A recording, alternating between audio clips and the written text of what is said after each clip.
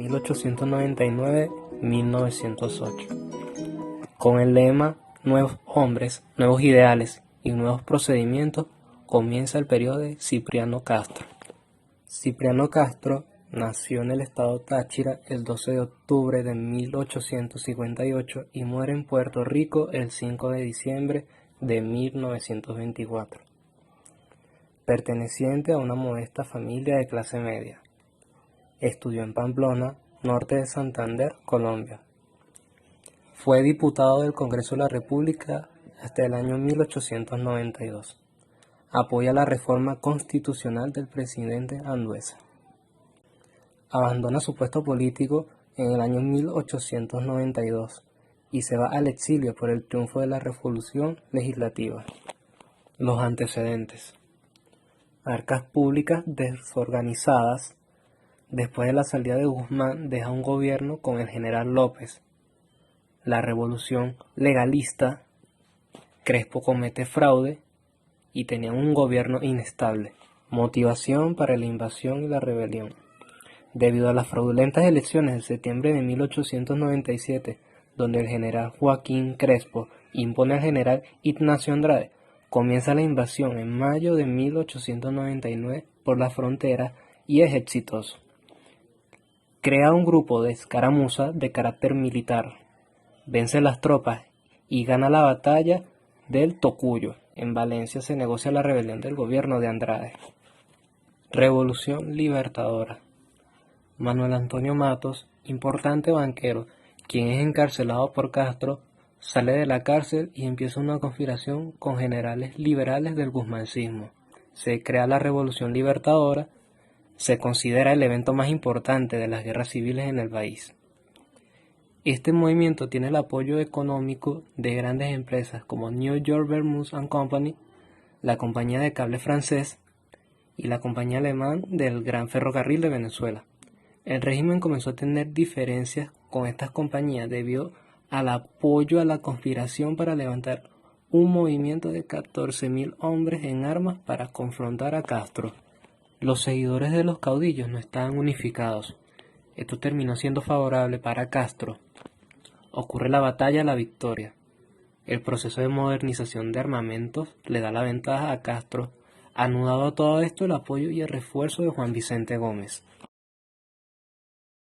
Política internacional. Año 1902. Venezuela se mantenía de las exportaciones del café y el cacao. El país contrae una deuda, así que Inglaterra, Francia, Italia y Alemania, al ver el avance y frutos proyectos de los Estados Unidos en América Latina y del Caribe, le exigen a Castro que le paguen su deuda, e hicieron un bloqueo en las costas venezolanas. No le permitían las salidas de productos y además que cobraban mucho.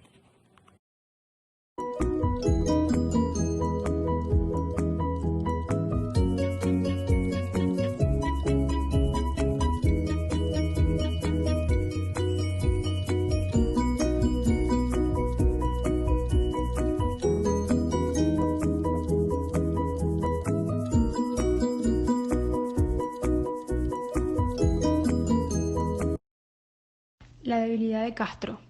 Excesos que se manejan desde el poder hacen que se aleje del país. Sus excesos de orden personal y excesivo libertaje. Castro desarrollaba consejos de ministros de forma informal. Corrupción y favoritismo. Y tiene una crisis de carácter físico y se va a Berlín por salud en noviembre de 1908. El 19 de diciembre de 1908 ocurre un golpe de Estado por parte del movimiento La Rehabilitación Nacional, dirigida por el vicepresidente de la República, Juan Vicente Gómez. No hay grandes avances en la sociedad venezolana. Se mantiene el esquema de país monoproductor. No hay articulación con el capitalismo mundial. No hay proceso de industrialización.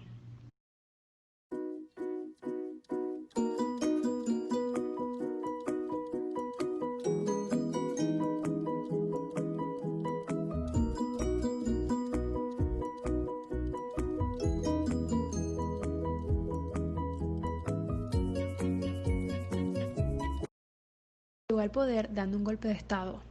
Capitalizó los logros de Castro, tranquilizó al país y logró minimizar las guerras civiles en Venezuela. Dado a conocer esto, lo que viene en este periodo de Gómez son rebeliones e infusiones de aquellos sectores que se le oponían, pero estos fueron aplacados de manera sencilla. El petróleo va a pasar a ser un factor dinámico en el país. De manera progresiva, todo cambia para la visión del Estado, ingreso y la capacidad económica. Gómez pagó todas las deudas externas de Venezuela, que eran un problema desde el siglo XVII.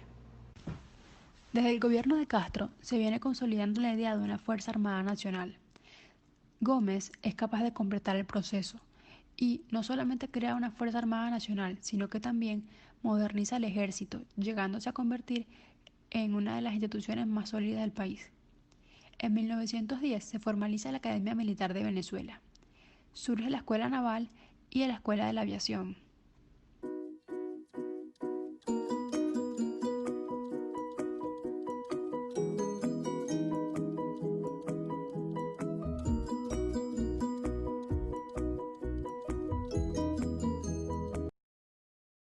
En este periodo, el control interno del país se daba mediante una especie de arquitectura con una cantidad de fidelidades de personas de la región y también de familiares.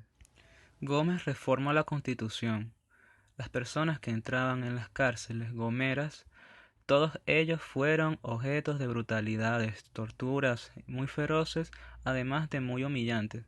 Estos conocieron los métodos de tortura y control social. Estas personas no recibían un tratamiento médico ni tampoco alimentación saludable. Le aplicaba el exilio a personas que eran expulsadas de Venezuela para que no tuviesen retorno estable del país. Castro es un ejemplo de esto. Él se va de Venezuela en 1908 y muere en Puerto Rico.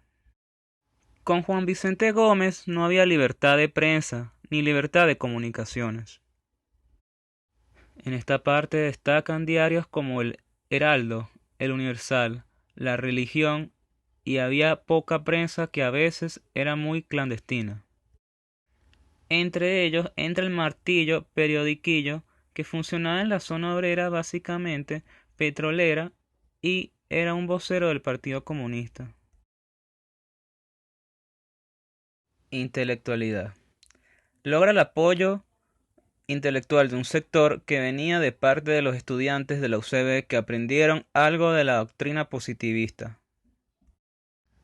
Para muchos historiadores del siglo XX en Venezuela comienza luego de la muerte de Gómez, dando paso a esta transición y arreglos en la parte democrática en el país.